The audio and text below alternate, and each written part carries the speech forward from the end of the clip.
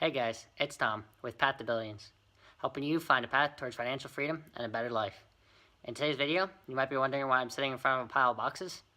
And that's because today's video is all about everything you need to start an Amazon FBA business doing retail and online arbitrage. So, the first thing on the list is obviously boxes. Now, you might be wondering, of course, well, I need boxes. Why are you telling me this? And it's because something I learned actually from real estate investing. I learned that when you buy an apartment building, there's kind of two things you can do to increase your profit. And one is increasing rents to increase revenue, obviously. And the second thing is decreasing expenses, which increase your profit margins. So with boxes, one of the things you can do in an Amazon FBA business to decrease your costs is actually getting boxes for free. I've seen a couple of different YouTubers who do Amazon FBA, and they go out to Lowe's or Home Depot and buy moving boxes. But it costs you money, and that's an expense on your business, which decreases your profit margins. Now, boxes aren't that expensive, but every dollar you save is a dollar in profit. That's the way I look at it. So for boxes, what can you do to get free boxes? Well, you can talk to people you might know who buy stuff offline, and maybe they get boxes that you could use. Maybe you know someone that works in a warehouse or a store and gets large boxes in. I know another YouTuber, I think his name is Lavar. He actually has someone at Whole Foods that gets in boxes. So just keep that in mind. For the boxes behind me, I actually got them when I was laid off from my last job. We did a lot of shipping at my company, and we were going to recycle all these boxes. So I just took them with me when we left. And now I have enough boxes probably for the rest of the year to ship everything to Amazon, which is a huge benefit. Next one up is another obvious one, which is tape to close the boxes when you send them to Amazon. Now, this is another way I saved a little bit of money. Was, as I mentioned, we were doing a lot of shipping at my last job. And when we closed up, I was able to get some extra tape and a tape gun. Again, just saving a little bit of money, because every dollar you save is a dollar made. Then, you need your bubble wrap. And depending on what you're selling, you might need some bubble bags. So, for me, I actually sell quite a few things that are fragile. So, I use those bubble bags there to pack them up in. And then make sure you put the label on the outside of the bag, not on the inside with the item, because Amazon needs to scan it when it gets there. The other thing that those bubble bags are good for is if you do packs, which I'm selling right now an item that I sell as a 4-pack. So I actually put all 4 items into that one package. And then it's like a poly bag without being a poly bag. Gives you a little bit of extra protection when you're sending it in. The other thing to keep in mind, same thing with the boxes with bubble wrap, is you want to save up money where you can. And this is one of the biggest benefits of online arbitrage, is you can actually use the packing material from the items that get shipped to you from big box stores and just reuse that. So when I send an item into Amazon, I actually try and use all that packing material first before I use my bubble. The bubble that I bought, I particularly save for items that I'm packing that are fragile, like I mentioned with those, or if I run out of packing material. But 99% of the time, I could actually use packing material and boxes that I get from online orders to send back into Amazon. I forgot to mention this earlier, but I will put links to everything in the description, and I'll put Amazon links since it might be the easiest. I actually get the bubble bags from Uline. I got the bubble wrap from Amazon. I'm always looking to see if I get something cheaper or a better option, but I'll put links to what I use down in the description so you guys can check it out and get everything in one place. And we'll go on to the next one. You also need a heat gun and Goo Gone.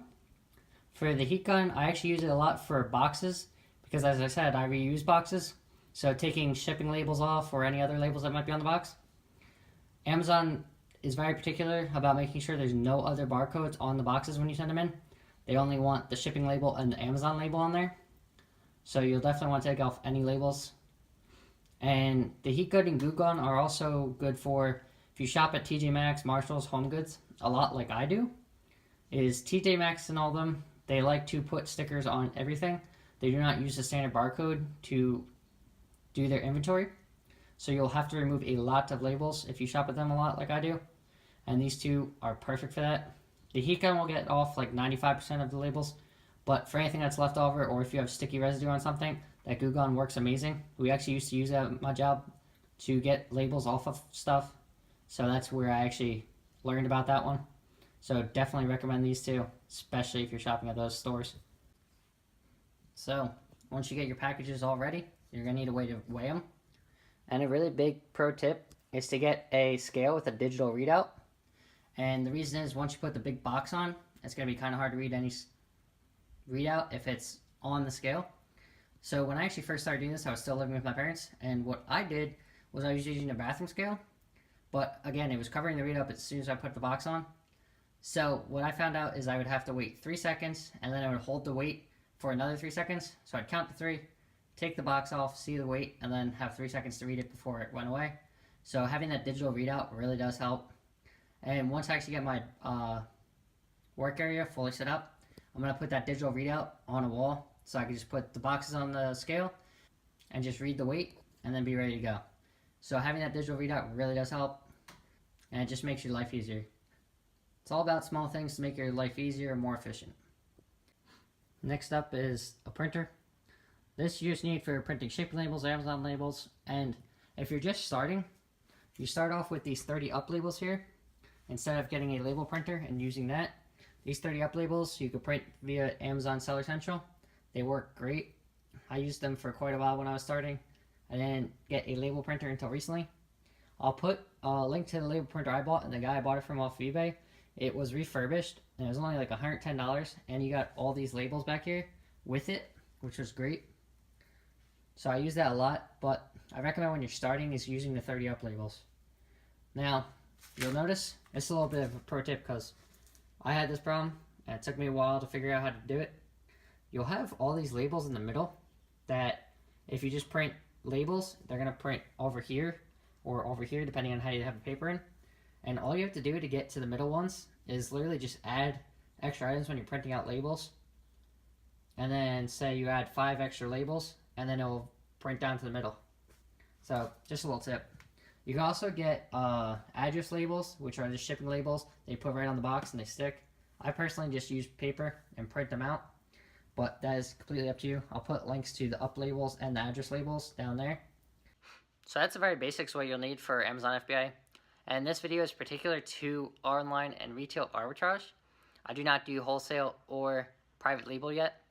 So just keep that in mind when you're looking at all the items you're going to need. Again, everything will be down in the description. The other thing you're going to need, obviously, is Seller Central on your phone and a laptop. So you go out and scan items. And you might be wondering why it looks like I'm in a basement. It's because I actually have a unfinished basement in the house I bought. And it's perfect for doing this. I have more than enough room. And it's like my own little warehouse. So, if you found this helpful, leave a like down below. Leave a comment if you have any questions on what else you need. And I'll see you on the next one.